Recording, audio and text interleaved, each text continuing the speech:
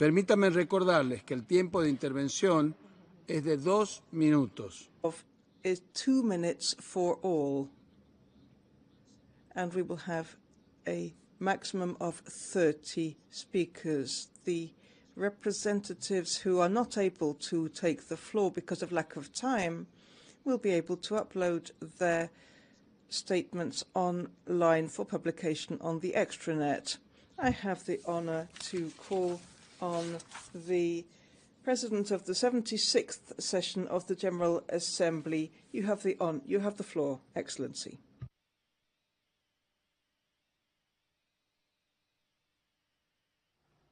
Excellencies, it is my pleasure to participate in this annual high-level panel discussion on human rights mainstreaming. Today's event coincides with the 10th anniversary of the Voluntary Technical Assistance Trust Fund to support the participation of LDCs and SIDS in the work of the Human Rights Council. The Trust Fund was conceived out of the realization that for the global human rights agenda to be meaningful and comprehensive, all voices must be heard. It is appropriate and symbolic that it arose from the initiatives of SIDS and LDCs, including from that of the Maldives during its membership of the Human Rights Council in 2012. I'm encouraged by the strides we are making towards including underrepresented countries in the work of human rights. Excellencies, it is crucial that we continue in the direction of more inclusivity. Together, LDCs and SIDS comprise 40% of the United Nations member states. Including them in the work of the Human Rights Council ensures that their priorities and concerns are acknowledged and reflected in our work. It ensures that we are better positioned to identify and address the human rights concerns of all communities. Excellencies, I am proud to note that respecting the rights of all is one of the key priorities of my Presidency of Hope. And I acknowledge and applaud the role of the Council in respecting and promoting human rights on a global scale. I'm committed to doing all that I can to support its work and strengthen its most effective tools, including the Trust Fund.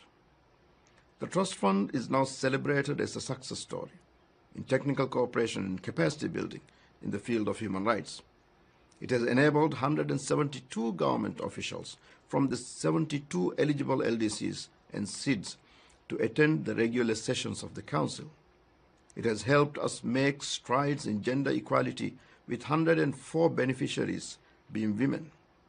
It has also enhanced inclusivity for persons with disabilities. The Trust Fund should be praised for its role in strengthening the capacity and expertise of its beneficiaries by exposing to the different universal mechanisms. Many former beneficiaries of the Trust Fund are now human rights experts and have been posted in multilateral missions, including in New York and Geneva. Others have been included as part of their delegations participating in the Universal Periodic Review. To take one example, the Trust Fund supported a visually impaired female delegate from Antigua and Barbuda, a country that does not have a permanent mission in Geneva, to head her country's UPR delegation last November. It has directly benefited my office also, as one beneficiary of the Trust Fund, Ms. Deandra Vivincia Cartwright from the Commonwealth of the Bahamas, serves ably on my team. Excellencies, for 10 years, donors have played a vital role in supporting the fund. At this critical moment, as the world grapples with the consequences of a devastating pandemic, let us make sure that the fund retains sufficient resources to fulfill its mandate, and let us also uphold the principles of diversity and inclusivity in the global human rights agenda, principles we must pass on to the next generation. They are the only ones positioned to one day uphold our legacies and to refine and strengthen the global human rights architecture.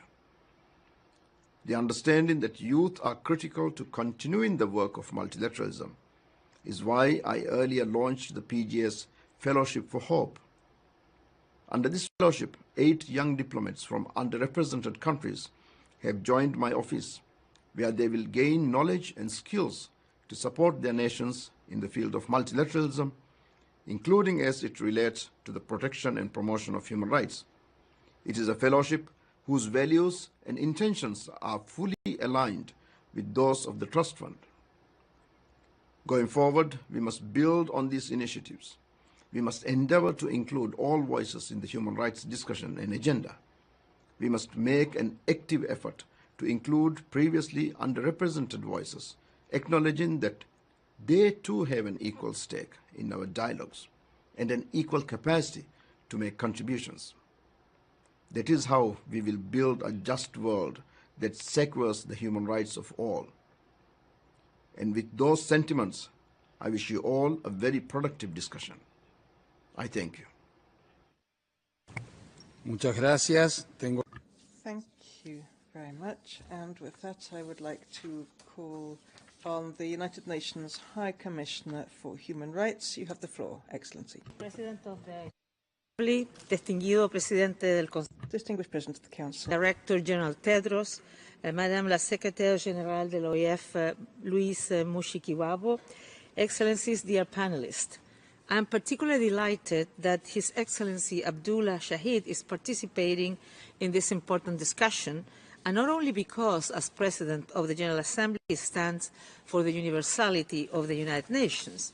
It was his country, the Maldives, together with Mauritius, which drew our attention to the specific needs of least developed countries and small island developing states. Resolution 19/26, which established the Voluntary Technical Assistance Trust Fund to support participation by least developed countries and small island developing states in the work of the Council, arose from that initiative. Today, as we mark the Fund's 10th anniversary, we have an opportunity to take stock of its first decade of achievements and assess ways to advance that work in the future. As requested, my office has submitted a report on the operations of the Trust Fund, A/HRC/49/92. Allow me to highlight some of its achievements. The fund has enabled 172 LDC and SITS government officials to attend regular sessions of the Council. 95% of them were attending the Council for the first time. 71 out of 72 eligible LDCs and SITS have benefited from funds programs. The fund is a gender champion. 60% of its beneficiaries to date have been women. It has had significant impact in building partnerships, including with intergovernmental organizations that provide technical assistance to LDCs and SITS. And I'm delighted that the heads of some of these organizations are participating in today's discussion. Beneficiaries of the fund have enriched this Council's debate. They have returned home with renewed human rights expertise, created in several cases new momentum for action. And we just heard what the President of the General Assembly has mentioned about the inclusion of many of its members in supporting his job. And they have opened our eyes to perspective and challenges that should engage us all.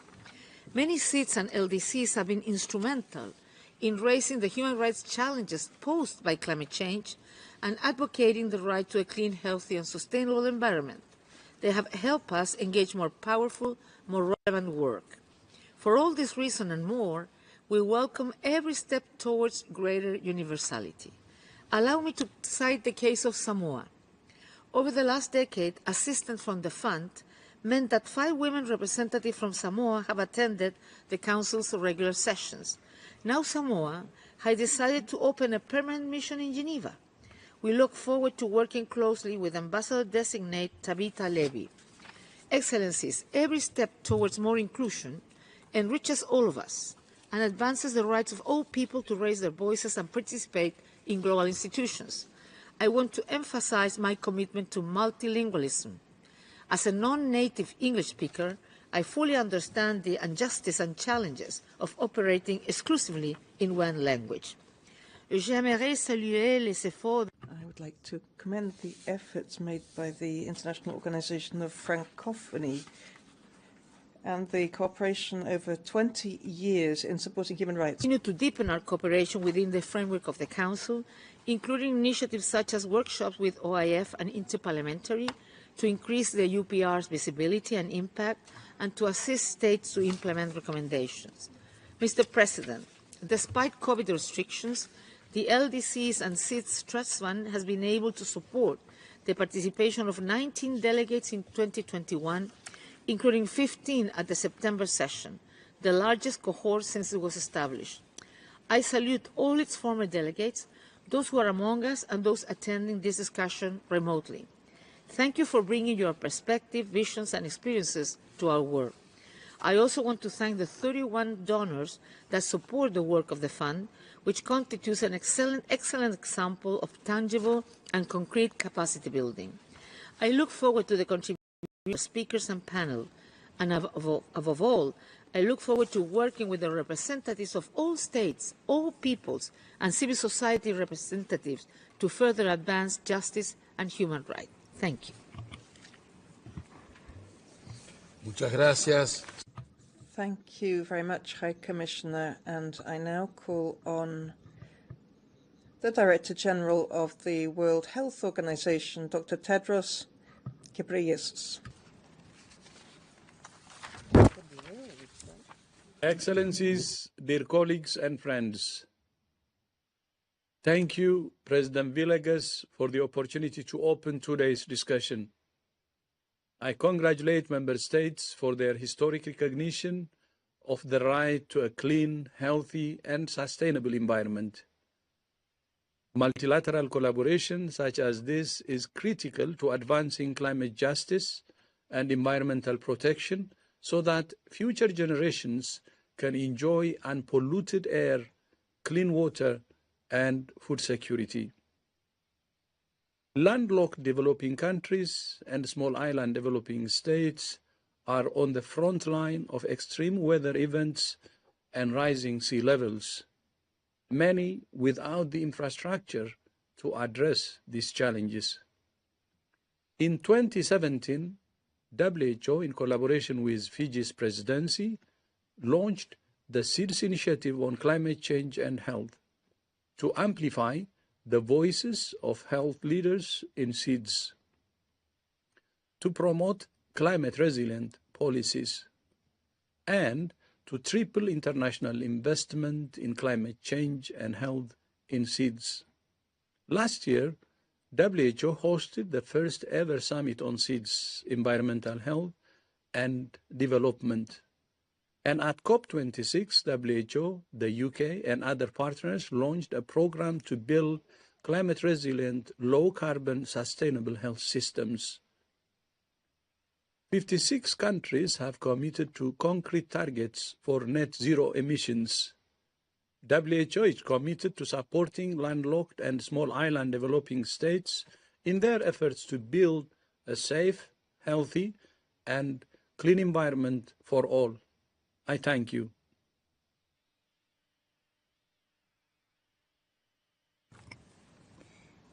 Muchas gracias. Thank you. And I now have the pleasure of calling on the Secretary General of the Francophonie. You have the floor, Madam. Merci beaucoup. Thank you very much. Thank you, President. Mr. President of the Human Rights Council,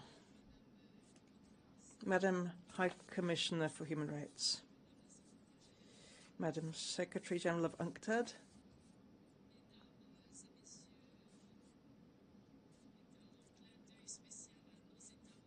distinguished participants, and I'm looking particularly to our member states. I see here Côte d'Ivoire, Cameroon, Benin, Armenia, France, Gabon, and many others. I am very happy to be participating in this panel of such importance to our organization.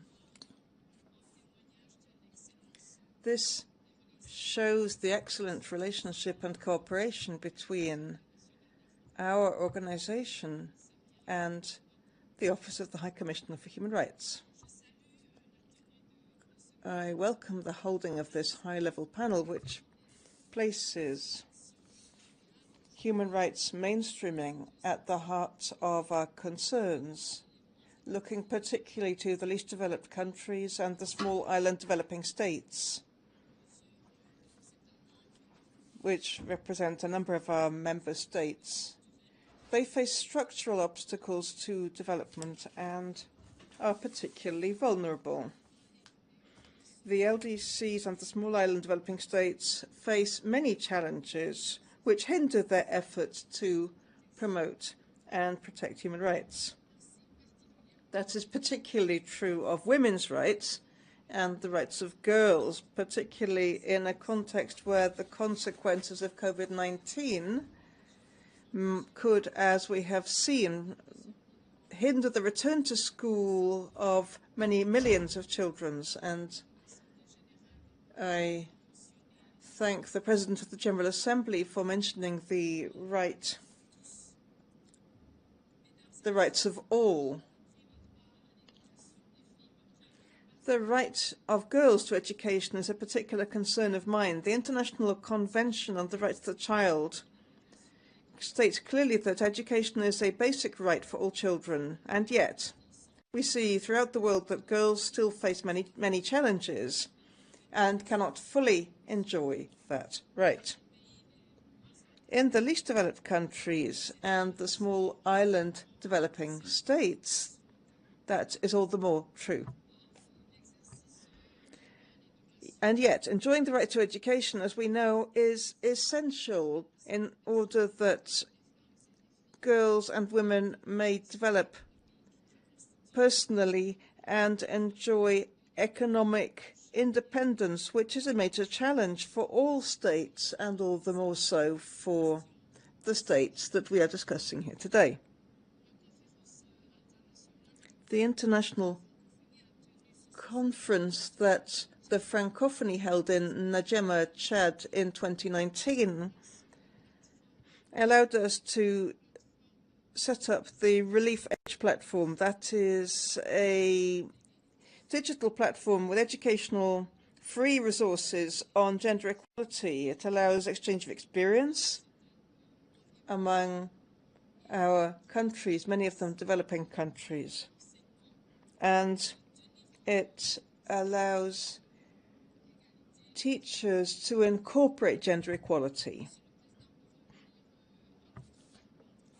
To return to the topic before us today and this panel, I would like to mention three essential areas. Firstly, respect for multilingualism, and I thank the High Commissioner and Secretary General of the United Nations, with whom I have had this discussion since I took up my functions in 2019.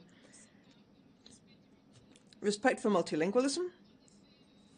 First of all, speaking of universal participation means that all delegations must be able to speak easily and have their voices and their needs heard in a language that they can easily use. How can we convince a state to participate actively in negotiations if it has to do so in a language that it does not speak properly? So respect for multilingualism is crucial. It guarantees, as we know, inclusiveness and the rights of all. Likewise, capacity building is a crucial element, particularly in the delegations of the LDCs and small island developing states. That is a necessary discussion for this panel. Those states need to be able to obtain, through appropriate training, the tools and resources that allow them to participate more actively in meetings and negotiations where crucial decisions are taken on human rights. And I would like to point to our cooperation with the Office of the High Commissioner for Human Rights. that allows the Francophonie to support French-speaking delegations, especially those from the least developed countries and small island developing states. And as I draw to a close, I want to point in particular to the importance of technology. The pandemic has made us all the more aware of the importance of digital technologies. And our panel needs to focus on the opportunities that these tools offer for the least developed countries and small and developing countries which face inherent difficulties arising from the digital divide. In an international context where hybrid meetings are essentially becoming the rule and are all the more frequent.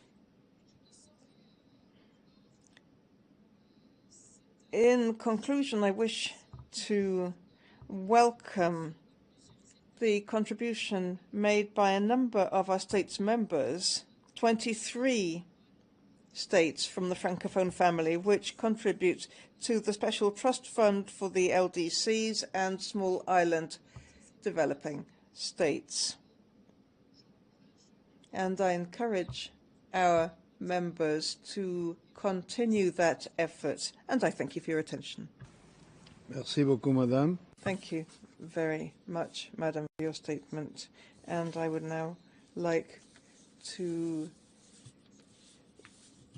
invite you to view a brief video on the 10th anniversary of the LDCs and small island developing states, prepared by the Secretariat of the Voluntary Technical Assistance Trust Fund, presenting the views of 8 former delegates who benefited from the Trust Fund.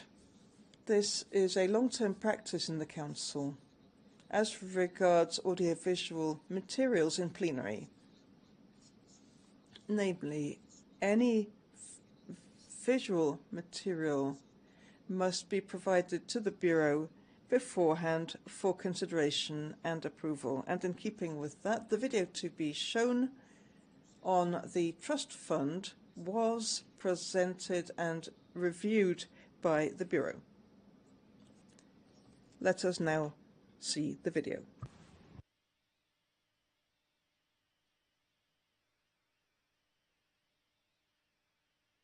I am A. Missouri Sherman Peter, Ambassador and Permanent Observer for the Caribbean Community to the UN. I was privileged to be one of 18 sponsored delegates to the first Universal Session of the HRC in 2016.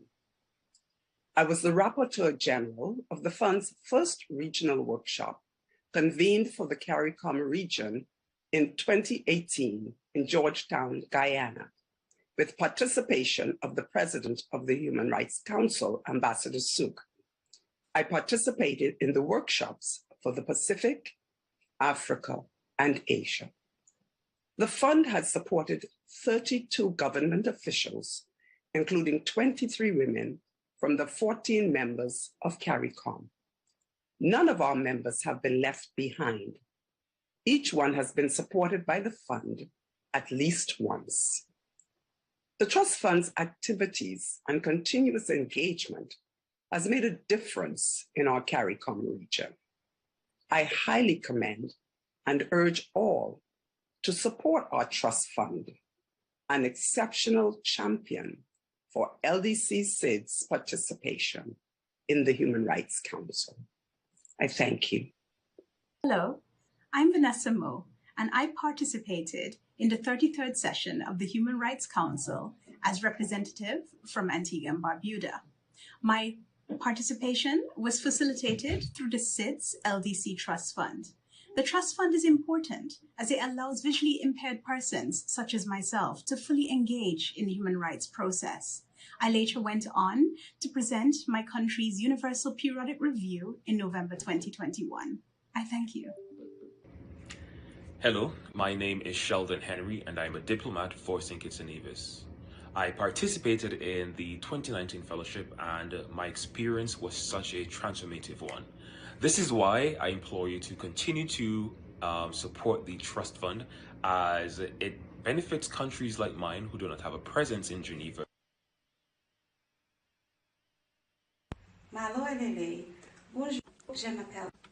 Hello, I'm Elsie Fukufuno, and I'm from Tonga. From our capital, Nuku'alofa. The SIDS LDC's Trust Fund is an important mechanism through which small island developing states in the Pacific, like mine, can engage in and participate in the Human Rights Council. In 2018, I represented Tonga at the 30th session of the Human Rights Council, supported by the SIDS LDC's Trust Fund. I was also very honored at the time to become the 100th beneficiary of the Trust Fund, which marked an important milestone achievement in the work of the Council towards universal participation, but it also highlighted the crucial work that's been undertaken to ensure that the voices of small island developing states and least developing countries are heard in Geneva. For me personally, it was an invaluable opportunity to engage with my peers from across the region, but also to establish closer relations with the Secretariat and to learn more about how we can contribute to and gain from the work of the Council. As I did in 2018, I'd like to again commend the work of the Trust Fund Coordinator, Fatu, who has been key to the success of the Trust Fund. She continues to keep us up to date and informed of the work of the Council, and this is very important for those of us without a permanent mission in Geneva. Finally, I'd like to thank all those who contribute to the Trust Fund and encourage and appreciate your continued support of this very important initiative. Merci beaucoup. Ofatu. My name is Komtala. I was a delegate of the Kingdom of Cambodia to the 48th session of the United Nations Human Rights Council in 2021. We had a permanent mission in Geneva. However, I am still appreciative for all the donors. Please continue to support the program. Thank you. Somakun.